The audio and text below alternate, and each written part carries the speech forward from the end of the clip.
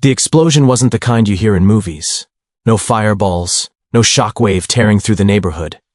It was more like a thunderclap stuffed inside a chimney, a deep, angry whump that rattled windows up and down our little HOA polished street. I was in my kitchen pouring a cup of tea when it hit. The mug jumped in my hands. A second later, car alarms yelped awake, and right after that came the screaming. I stepped outside and saw a plume of smoke rising from 2 doors down, curling up into the night sky like some angry ghost trying to escape. And standing in the driveway, covered in soot from forehead to chin, wearing a silk robe that used to be white, but now looked like it survived a barbecue, was the one person in this world I never wanted to see yelling at midnight. Karen. Her hair was frizzed, one slipper was missing, and she was shouting at the poor firefighter who had been the first to arrive. She kept pointing back at her chimney and yelling something about inferior combustibles, which was a dramatic way of saying firewood. And if I wasn't mistaken, I saw a log shoot out of the top of her chimney like it had been launched. But here's the thing. I knew exactly what happened. Not because I caused an explosion, YouTube, relax. Nothing dangerous, nothing harmful, no actual explosives. This was more like a dramatic puff of combustion that happened to ruin a robe and scare the arrogance out of someone who desperately needed a reality check. I knew what happened because it started weeks earlier, long before the smoke, the chaos, and the wild accusations that would soon turn our little HOA community upside down. It began on a quiet evening, the kind where the sky looks soft and the world feels peaceful, right before someone decides to shatter that peace with a petty war. Back then, life in Maple Ridge Estates was boring in the way people brag about. Perfect lawns, perfect mailboxes, perfect everything. I'd moved there 8 years earlier after my wife passed, hoping the overly organized community would give me some peace. And for a while, it did. I kept to myself. I built things in my workshop. I split firewood every fall and stacked it neatly behind the shed. I minded my business, paid my dues, and figured that if the price of peace was tolerating a few HOA notices about seasonal decorations, so be it. Then Karen moved in. Imagine a woman who dresses like she's running for president of a very small country, walking her tiny dog as if she's patrolling a border. That was her. Within a month, she had somehow become the HOA president. Nobody remembered voting. She just appeared one day with a clipboard and the kind of smile you give someone right before delivering bad news. And boy, did she deliver. One of her first official acts was stopping in front of my house and staring at my woodpile like it personally offended her. The next day she showed up at my door with a printed citation in one hand and a coffee mug shaped like a gavel in the other. "Mr. Thompson," she said, "your woodpile violates aesthetic symmetry." I looked at her, then at the woodpile hidden behind my shed, then back at her. Symmetry? It was firewood, not abstract art. I told her politely that it wasn't visible from the street. She smiled harder, the kind of smile that sends a chill down your spine. "From certain angles," she said, "it disrupts community harmony." I wanted to ask what angles, maybe from the top of her roof with binoculars, but I kept my mouth shut and went back inside. That should have been the end of it. But people like Karen don't stop when they feel ignored. They escalate.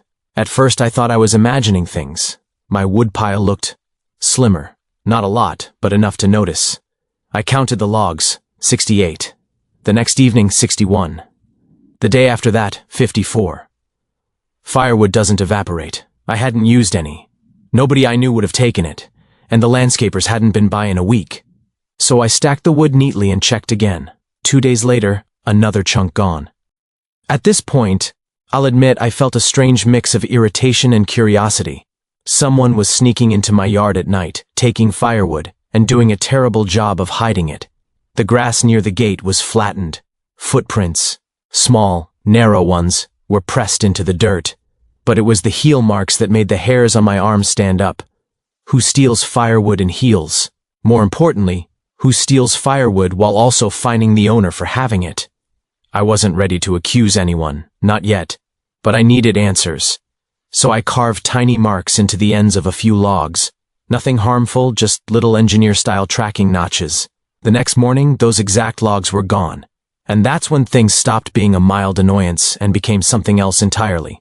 A new envelope appeared in my mailbox. Another HOA citation. This one said my woodpile was at risk of attracting pests and posing a fire hazard. Signed, of course, by Karen. The irony nearly made me choke on my coffee. She was stealing the wood while also fining me for having it. I tried to call her to talk it out. She didn't answer. I passed by her house, and through her window I saw a neatly arranged pile of oak logs beside her fireplace. My logs. The same markings. The same cut angles.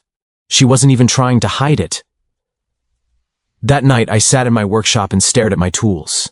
A wrench in one hand, a half-finished project in the other. I'm a mechanical engineer by trade, which means I have one tragic flaw.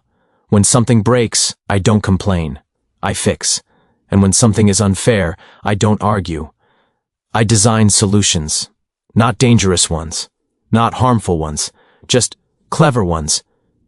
The next morning, I bought a pair of small outdoor security cameras, completely legal, pointed only at my own yard, and installed them as discreetly as possible.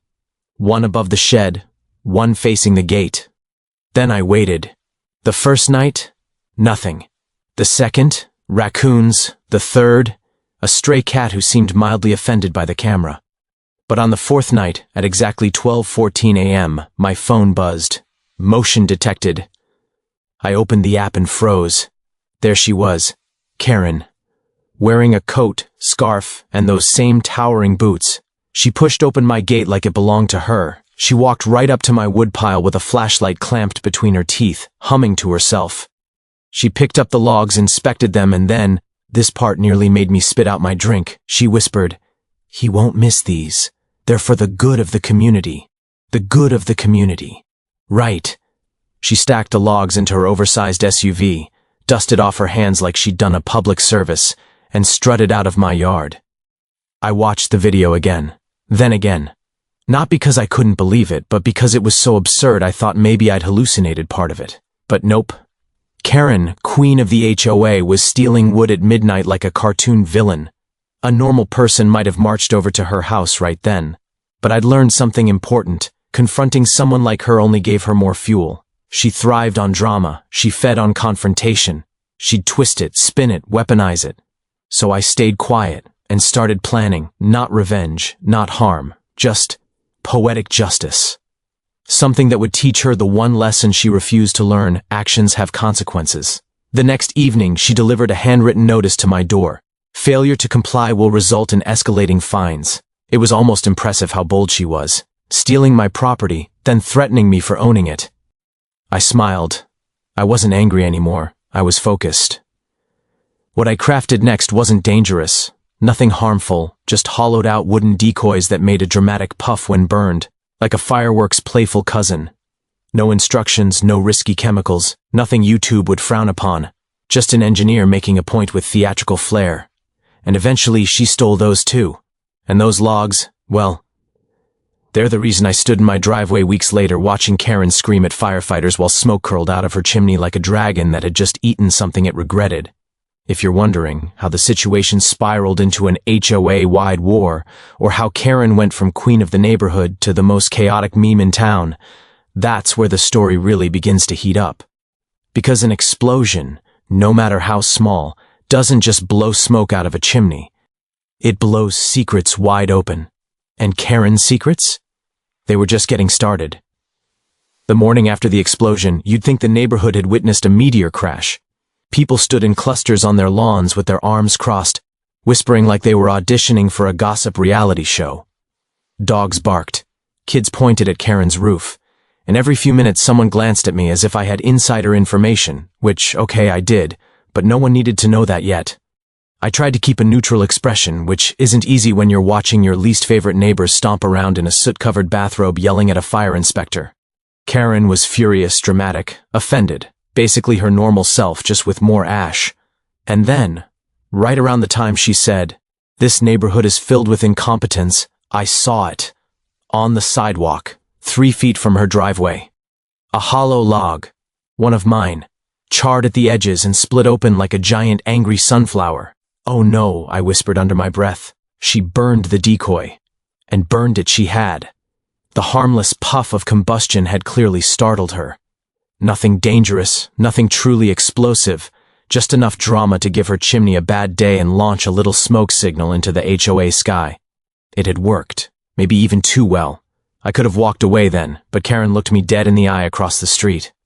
Her face twisted into something between rage and suspicion. She knew I knew something, and I knew she knew that I knew. It was a very dramatic moment for a street filled with matching mailboxes. The fire inspector was trying to explain things calmly. "Ma'am, it looks like something inside the wood ignited too quickly. Maybe an air pocket. Maybe something left behind during processing." Karen jabbed a finger at him. "Are you saying it's my fault? I bought premium firewood." "No," he said. "I'm saying something unusual happened." "Premium?" I muttered. "You mean free? Because let's be honest, her version of purchasing was walking into my yard at midnight. I should have felt guilty, but guilt didn't stand a chance against the memory of all those fines she'd slapped on me over nothing. The tickets for visible woodpile and potential hazards. The time she claimed my mailbox was 1 inch too tall. The time she measured my grass with a ruler. The time she accused my wind chimes of causing neighborhood disharmony. If karma ever needed a spokesperson, I was ready to volunteer. But karma wasn't done yet. Karen, sweating and soot-covered, stormed inside and came back out holding a stack of papers, her security blanket of choice. HOA citations. She marched right up to the fire inspector and waved them in his face. "I have documented this homeowner's violations for months.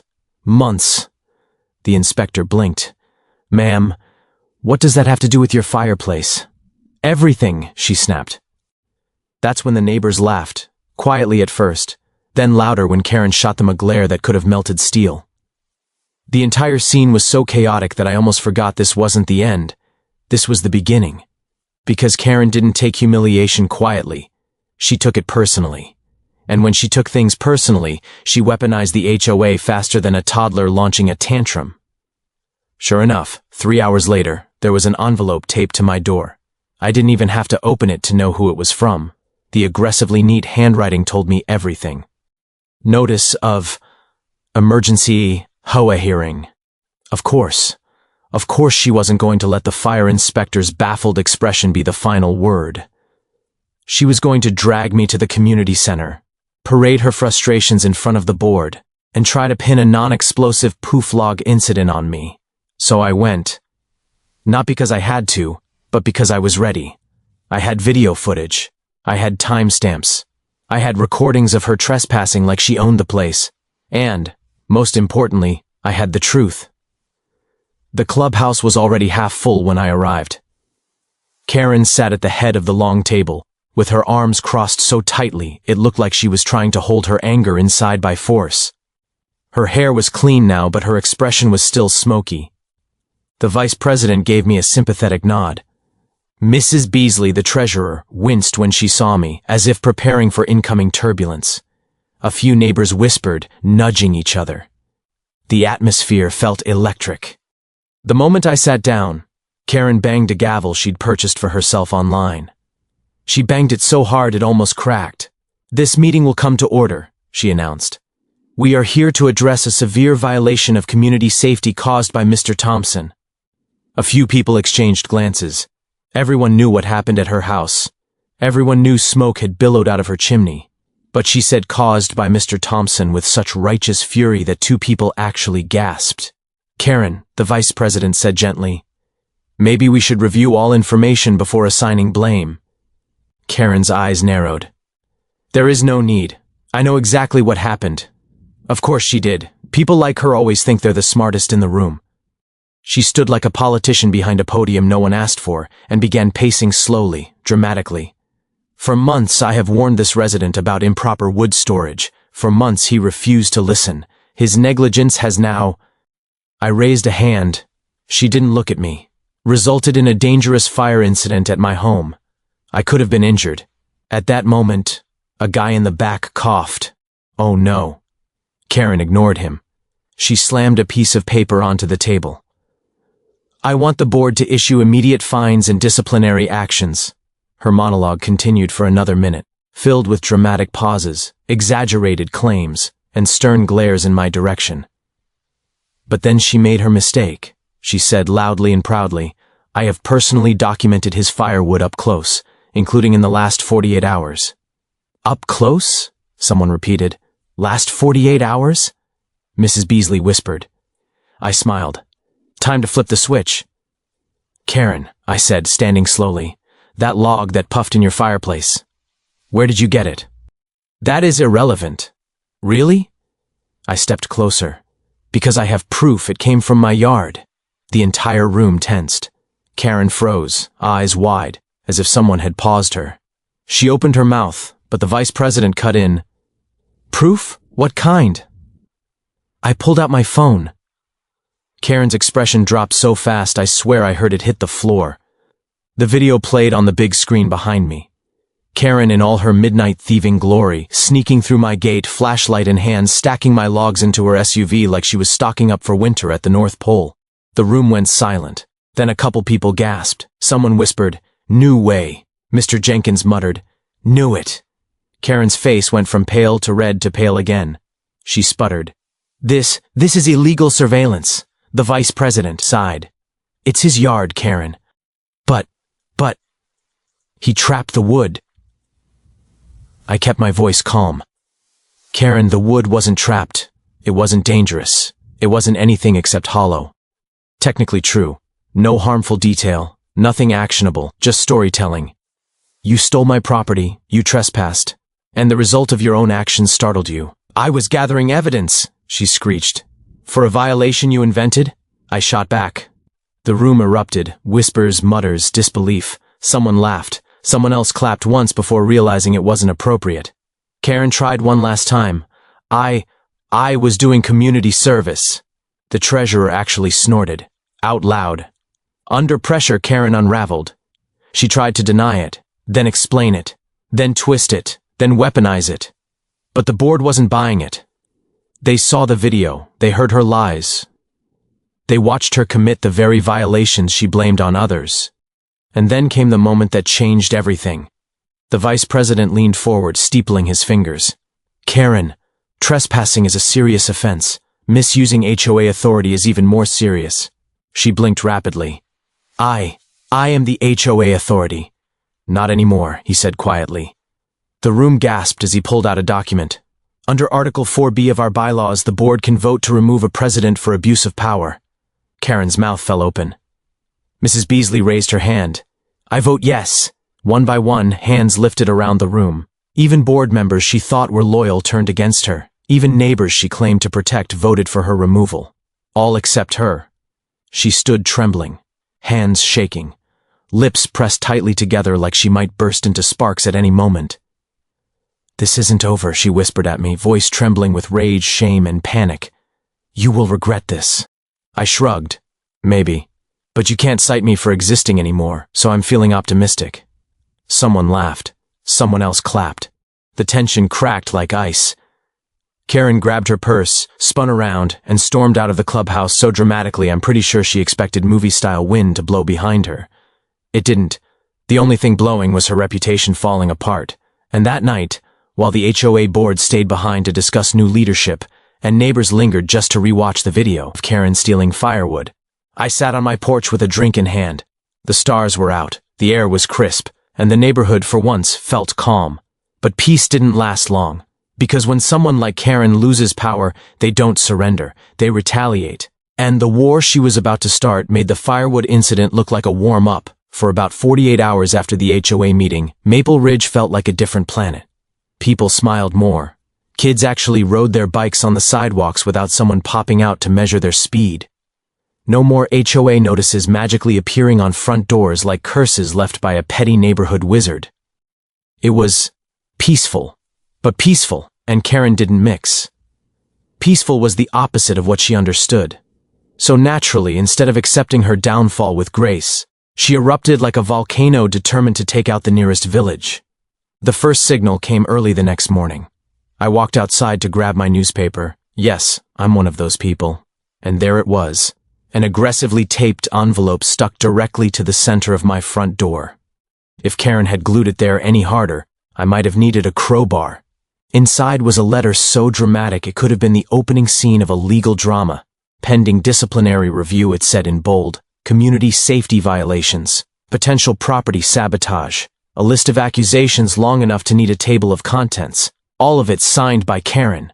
who was no longer HOA president. The woman had already been voted out but still acted like she was running the Pentagon. I almost laughed. Almost. Because at the bottom, in her handwriting, was a personal note. "This is far from over." Of course it wasn't. Villains in stories never leave quietly, and Karen was the type to throw sequins on the stage while she stormed off. Still, I went about my day normally, trimmed hedges, refilled bird feeders, fixed a loose board on the fence. But every time I looked up, I caught someone staring at me like I'd become the unofficial neighborhood folk hero. Mrs. Miller waved so enthusiastically I thought she might topple over. Mr. Jenkins gave me a thumbs up from across the street. Even teenagers, who barely acknowledge adults exist, nodded at me respectfully. It was a surreal 24 hours. Then came the flyers. Around noon, kids discovered a stack of them blowing across the cul-de-sac like dramatic tumbleweeds. Karen had printed what had to be 100 homemade community updates claiming she'd been framed. The HOA was corrupt, and I was some kind of neighborhood menace. She even drew a diagram, yes, a diagram, of how I supposedly rigged her firewood with dangerous incendiary components. It looked like a 7th grader's science fair submission titled, "Why My Neighbor is Evil." I calmly picked one up, read it, and then recycled it. That was the beginning of her meltdown era. The next morning, there was another development. Right in the middle of her front yard stood a small protest forest of wooden stakes, each holding a sign, "Fraudulent HOA vote. Unsafe neighborhood under new leadership. Firewood bandit still at large." I stood on my porch sipping coffee, watching her hammer signs into the ground like she was preparing for battle. When she noticed me, she whipped around. "Enjoying the show?" she snapped. "A little," I admitted, though I preferred the chimney fireworks. Her face twisted. She opened her mouth to launch a comeback but closed it, spun around and continued hammering. The signs stayed up until noon. That's when the new HOA board showed up with clipboards in the same polite but firm tone Karen used to weaponize. "Unauthorized yard signage," Wilson said, reading from a sheet she once used to fine others. "Obstruction of community visibility. Violation of neighborhood standards." Karen's expression was priceless, an entire soap opera compressed into 10 seconds. She tore down the signs herself, muttering loudly about tyranny and ignorant sheep. But she wasn't done. Next came the lawsuit threats. I started getting emails, then voicemails, then typed letters printed in Comic Sans like she wanted to emotionally wound me on multiple levels. Each message was some variation of, "I'll see you in court," or "You will pay for this," or "I hope your logs rot." Comic Sans does not make threats scarier, in case you were wondering. Meanwhile, the neighborhood moved on beautifully. With Karen out, everything improved. The new HOA board lowered fines. They asked for input. They made meetings optional. They even planned a community barbecue, something Karen had banned for 7 straight years over smoke plume risks. And yes, they asked me to run the grill. The irony was perfect. On the day of the barbecue, half the neighborhood gathered in the park under twinkling lights. Kids chased each other. The smell of burgers filled the air. Wilson raised a toast. "To community," he said, "and to not being ruled by fear." Everyone cheered. People came up to me to say thanks. Some offered extra firewood, jokingly. Some asked if I planned to run for HOA president. Not a chance. Others just wanted to tell me that the neighborhood finally felt alive again. For a moment, I almost forgot Karen existed. But then, I saw her, far across the street, standing behind a tree like a villain spying in a children's cartoon. Her scarf and sunglasses looked aggressively dramatic for someone stalking a barbecue. She watched everyone laugh and eat and relax without her. You could practically see the steam rising off her head. I didn't approach. Neither did anyone else. She eventually stomped back home. The next day, the universe delivered poetic timing. A plumbing truck parked in front of Karen's house. Her water heater had burst. She stormed outside yelling at the plumber that the HOA should fix it. The plumber politely explained she was no longer entitled to HOA maintenance. She screamed louder. The plumber shrugged and went back inside. If karma charged rent, she'd owe a fortune. A week later, another shock hit the neighborhood. A for sale sign appeared on her lawn, big and red like it was screaming for attention. Friends texted me. People slowed down their cars to stare. Someone even took a selfie in front of it. By afternoon, she came storming out with a box full of files ranting about how the community had turned against her. "You're all ungrateful," she shouted at nobody in particular. "I kept this place alive, I enforced order. You'll regret letting chaos win." Which was funny, considering the chaos had mostly come from her. When the moving truck arrived, half the neighborhood stepped outside coincidentally. Karen looked around, seething, before locking eyes with me. As she dragged a suitcase to her car, she shouted, "You haven't seen the last of me." I raised my soda can. "If I do, I'll get the cameras ready." She huffed, got in her SUV and slammed the door so hard I heard it echo. Then she peeled off down the street, tires squealing. It was beautiful. The entire block broke into applause the moment she was gone. Someone popped a confetti cannon. Mr. Jenkins let out a whistle. Kids celebrated like they'd been freed from homework forever. Peace finally returned. Maple Ridge transformed. Lights stayed up longer during the holidays. People talked more. The air felt lighter. The new couple who bought Karen's house turned out to be sweet retirees who baked cookies for everyone and planted flowers. For the first time since moving in, I felt like I actually lived in a community. And just when I thought the saga had ended forever, fate delivered one last twist. I was in my workshop one evening sanding a plank when I heard footsteps. I turned around and nearly dropped the sandpaper. Karen was standing at my gate. I blinked. "This a sequel?" She didn't laugh. She stepped forward slowly, hands tucked into her sleeves. She wasn't dressed like a dictator today. Her scarf was loose, her sunglasses gone, her posture smaller, almost human. "I'm not here to fight," she said quietly. "Well," I said, "that's a first." She gave a tiny, reluctant smile. "I just came to get a few things from the shed. The new owners said I could." I studied her. Gone was the fire. Gone was the superiority. Gone was the woman who wielded HOA rules like weapons. This version looked tired. "Sure," I said. "I'll walk with you. Wouldn't want you accidentally stealing more firewood." She actually smirked at that. Funny. We walked around back. She retrieved a dusty box from the shed. For a long moment, she just held it, staring at the lid. "I wasn't trying to be cruel," she said finally. "I thought I was helping, keeping order." "You went too far," I said gently. She nodded slowly. "Yeah, I see that now." We walked back to the gate. She lingered, eyes distant. "They call me HOA Karen online." I raised an eyebrow. "Internet's undefeated." She exhaled. "Well, take care." And for the first time ever, she left quietly. That night, the neighborhood gathered around my fire pit again. Stories were told, jokes made. Someone tried to retell the tale of the Great Firewood incident but exaggerated it so much it involved fireworks and a dragon. We laughed until our sides hurt. I leaned back, watching the flames flicker. Sparks drifted upward like tiny stars breaking free. Struck me then, the whole saga wasn't about revenge. Not really. It was about balance. About standing up when someone abuses power, about reminding people that respect goes both ways. And maybe it was about showing that even in the neatest, quietest neighborhoods, karma always keeps receipts. As the fire crackled softly, someone raised a glass. To peace. And to firewood, someone else added. And to never letting a Karen run the HOA again, a third person joked. We all cheered. And just like that, the neighborhood felt like home. Really, truly home.